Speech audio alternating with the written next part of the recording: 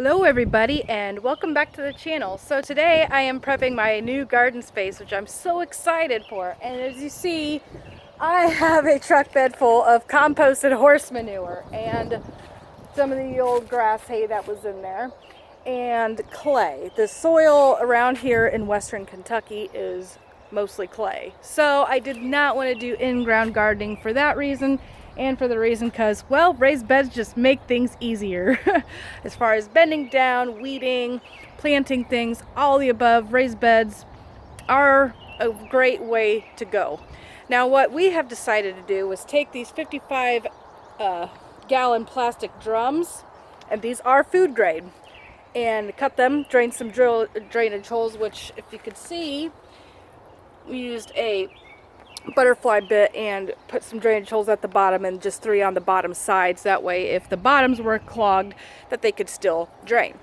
So yeah, I got some shoveling to do. I have 5 more halves that I stuck down by the pear trees, and we decided that right here by the house would be better for me, for watering, for picking, for all the above reasons. Right here is definitely the way to go. So I have some shoveling to do, and I have tomato plants that are ready to go in. I'm not sure if I'm going to be able to get them in during the weekdays, but this weekend I definitely want to get them in the ground. But of course I'm going to look at the weather and make sure we're not going to get anything below, I'm going to go with 40 degrees just because I don't want to take that chance. But my tomato plants I had to move my grow light up.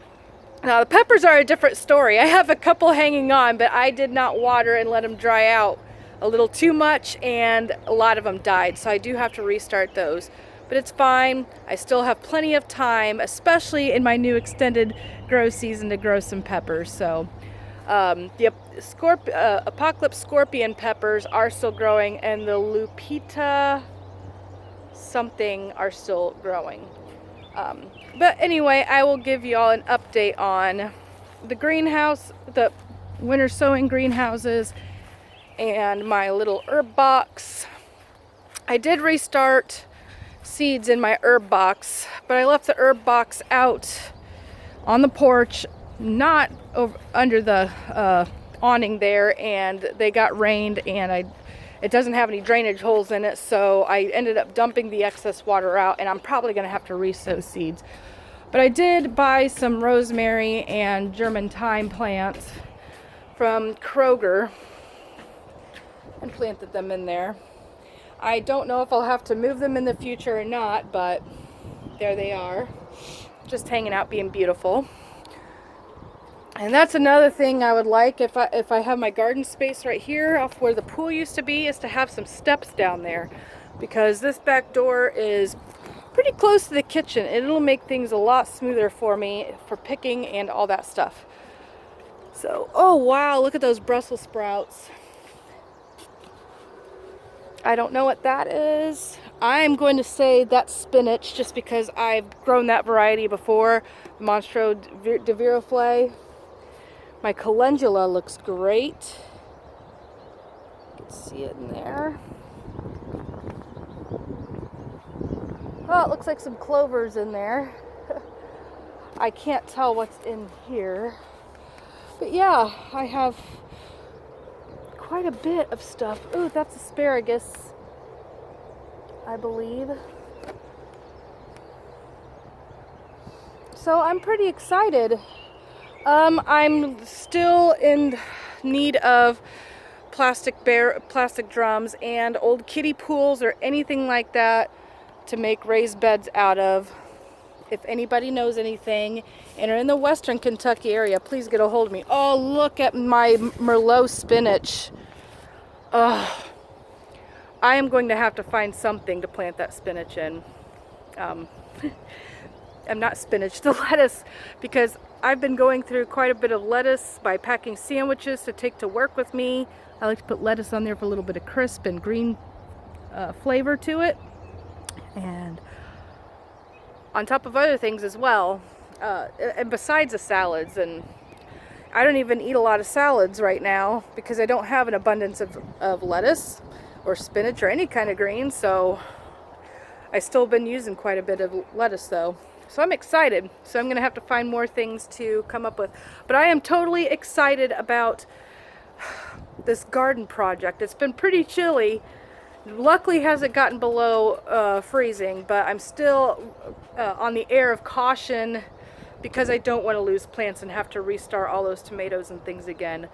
Although they are getting too big for the little cups that I put them in, and I don't have enough grow lights to pot them and spread them out, so I'm kind of playing around with what I should do. I'm probably going to end up starting to harden them off here before long.